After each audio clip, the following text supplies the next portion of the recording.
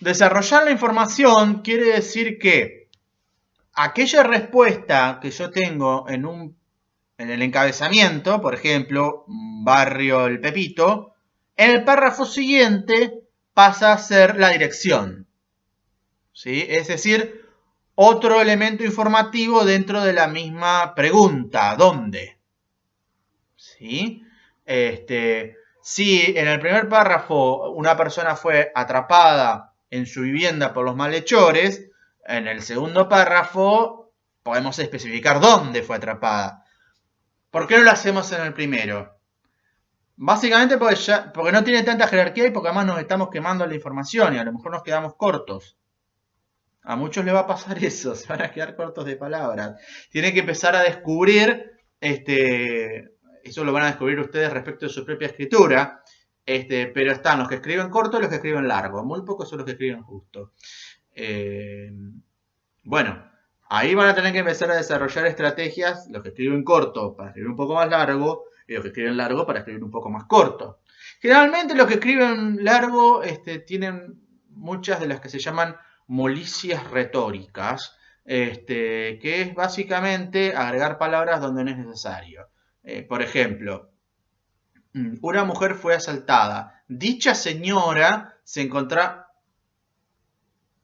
Una mujer fue asaltada, punto. Se encontraba esperando el colectivo. No es necesario poner dicha señora ahí. Las molestias retóricas generalmente en este tipo de piezas provienen del conocimiento, la lectura o la incorporación de formas de escritura o de redacción, de formas de expresión que no tienen nada que ver con el periodismo, sino que tienen que ver más con el registro institucional, escribir cartas a autoridades para pedir algo. Tengo el agrado de dirigirme a ustedes a los efectos de solicitarle que eso periodísticamente es necesito.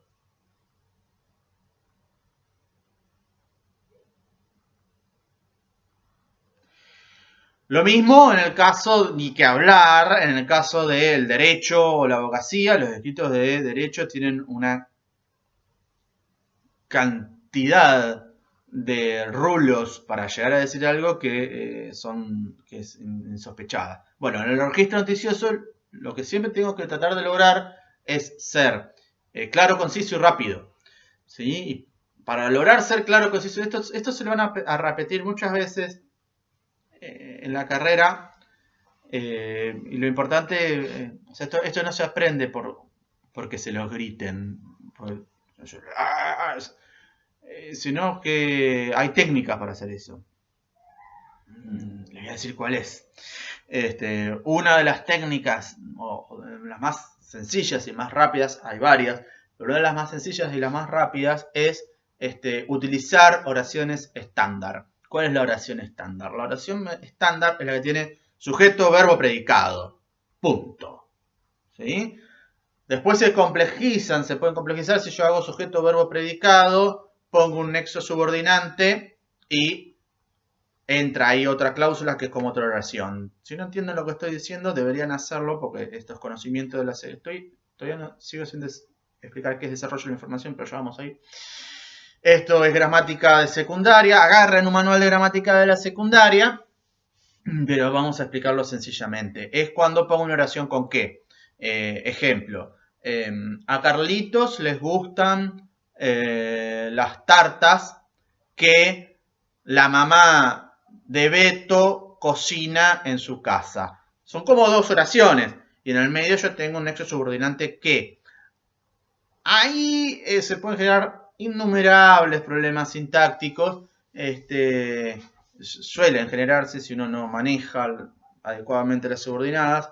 Y generalmente eso se soluciona mucho más fácil. ¿Sí? Y uno tiene que tratar de encontrar una forma de escritura más sencilla para estas cosas. En el caso de la noticia particularmente, esa es una de las maneras. Generar oraciones estándar, sujeto, verbo, predicado.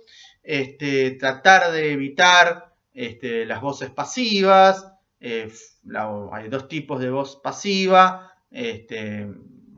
tengo que explicar qué es esto. Los verbos pueden tener varias voces. La voz estándar de un verbo es la voz activa. Carlitos rompió el jarrón.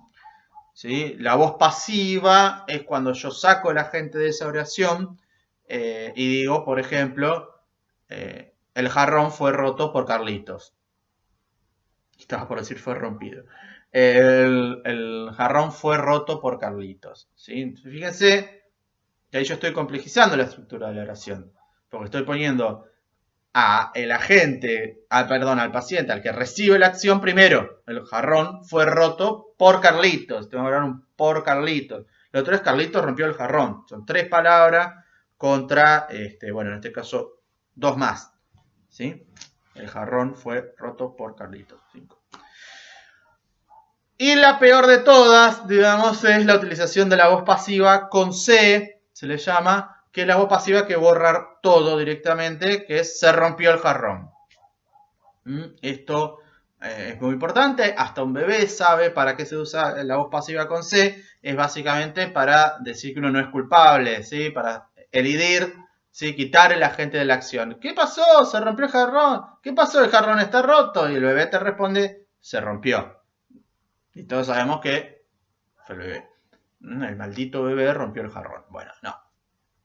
Entonces, uno en una noticia donde justamente tiene que generar lectura rápida, clara y concisa, cuando yo pongo una voz pasiva con C, genero que el lector se tenga que preguntar quién llevó adelante la acción. ¿Sí? ¿Se efectuó un robo? Nada. Es un hombre robó a... ¿Sí? Una mujer fue víctima de un robo.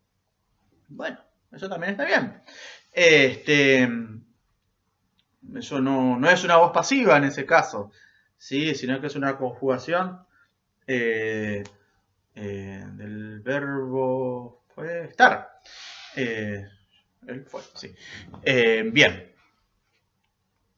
Ya no recuerdo ni... en el desarrollo de la información. Entonces, decíamos, uno primero tiene que plantear la respuesta a los 7 interrogantes principales en el encabezamiento, dando cuenta de los más jerárquicos. Y después desarrolla la información. ¿Sí?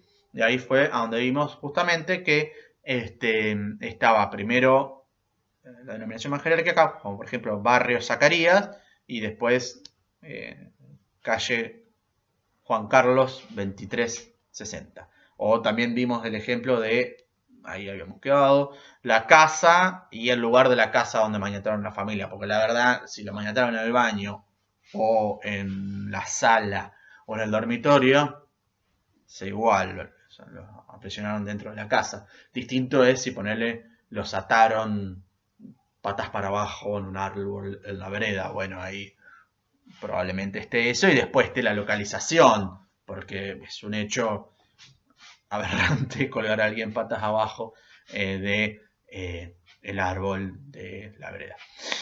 Bien.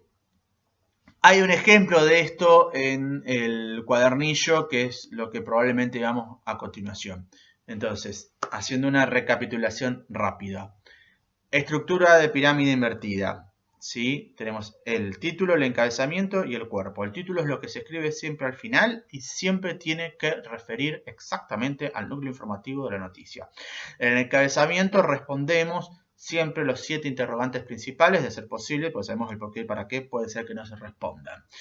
La jerarquía de esos de las respuestas a esos interrogantes, el criterio que tenemos para pensar eso son los criterios de noticiabilidad y el ajuste al medio, a donde estoy publicando. Obviamente las respuestas a los interrogantes ya las tengo porque previamente hice la selección de información de la fuente que estoy utilizando. Luego lo que voy a hacer es desarrollar la información en los diferentes párrafos de la noticia. ¿Sí? Entonces ahí voy desagregando lo que en el primer párrafo era una respuesta, en el otro párrafo tiene que ver con esa respuesta, pero se va desarrollando. Si le otorga más precisión o quizás más generalidad. Depende de que haya sido lo más jerarquizado en función de los criterios de noticiabilidad y el medio en el cual estoy publicando. ¿Sí? Y así voy desarrollando la información hasta que llego a lo menos importante, que prácticamente es casi información de relleno y que se puede retirar de la noticia. Lo que vamos a hacer ahora es justamente, vamos a leer juntos y observar uno de los ejemplos que está en el cuadernillo de noticia. Ya les digo en qué página. En la página 54 del cuadernillo de noticia, ustedes van a poder ver, si lo abren, si lo tienen impreso, lo pueden ver y lo vamos viendo juntos, si no lo van a ver ahora en pantalla. Vamos a hacer la lectura de eso justamente para que vean cómo es esa estructura. Y después voy a escribir un pedazo de noticia en vivo. Pero antes, una cosita muy cortita en relación con el título.